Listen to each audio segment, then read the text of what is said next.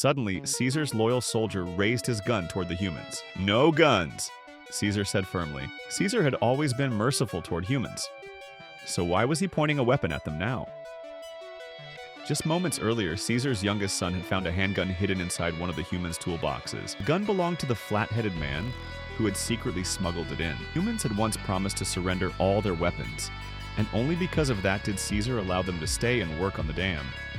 But now, the man had betrayed that trust. Worse, when the gun was discovered, he even tried to shoot Caesar's son. Though Caesar had always been kind and tolerant toward humans, pointing a gun at his family was unforgivable. In his rage, Caesar almost executed the man on the spot, but his human friend, Malcolm, desperately pleaded for mercy. Hearing Malcolm's words, Caesar slowly calmed down.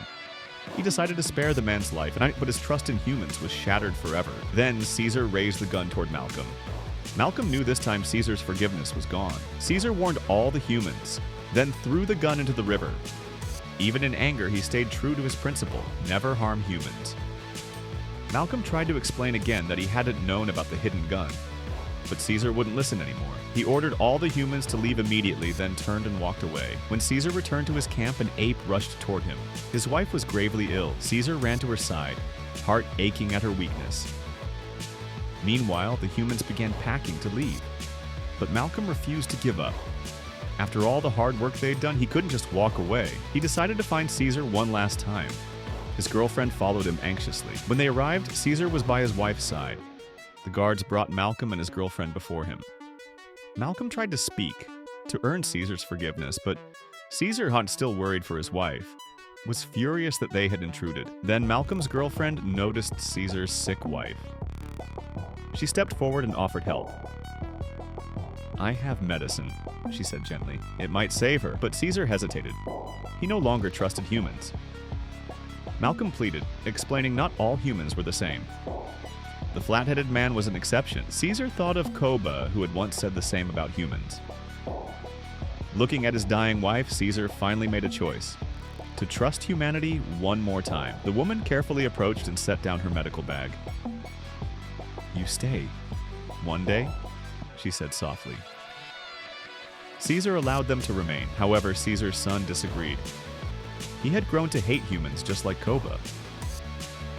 To keep peace, Malcolm locked the flat-headed man inside a truck as punishment for what he'd done. Not long after Koba rushed back to camp, he told Caesar's son that humans were dangerous and that he must warn Caesar immediately. The boy replied that his father was with the humans. At the dam, humans and apes worked side by side repairing the generator. When Koba arrived and saw this cooperation, anger filled his eyes. As he searched for Caesar, he shoved a human boy to the ground. Malcolm ran over to protect his son, but Koba didn't stop until a red ape stepped between them. Only then did Koba back off. Koba demanded to see Caesar, but the red ape ignored him. Moments later, Caesar appeared. Koba began accusing him for letting humans stay, for helping them fix the dam. His anger grew wild. He forgot he was yelling at his king. When Koba shouted, "Caesar loves humans more than apes, more than his own sons," it crossed the line. Caesar struck him down in fury. Ashamed and humiliated in front of everyone, Koba's heart turned black. From that moment, he began plotting revenge. Pretending to be remorseful, Koba begged for forgiveness. Caesar, still a leader of compassion, forgave him, not realizing what Koba was truly planning. Koba left the camp with hatred burning in his eyes. Caesar tried explaining his choices to his son, but the boy, angry at his father's loyalty to humans, walked away. Even Caesar's own son had begun to lose respect for him. Later, Koba's followers discovered that humans had a hidden weapons cache. They wanted to tell Caesar, but Koba stopped them. He warned them to stay silent. His rebellion had begun. Koba approached Caesar's son again, pretending to be a victim. "Your father doesn't trust you anymore," he whispered.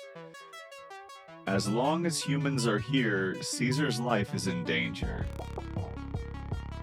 He planted the seeds of doubt and fear. Then Koba sneaked into the humans' armory. The guards had grown used to him and let their guard down.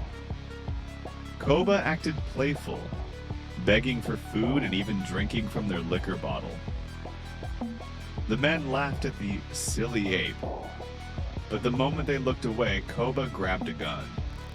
The men froze, not realizing this ape knew how to shoot. Meanwhile, the humans finished.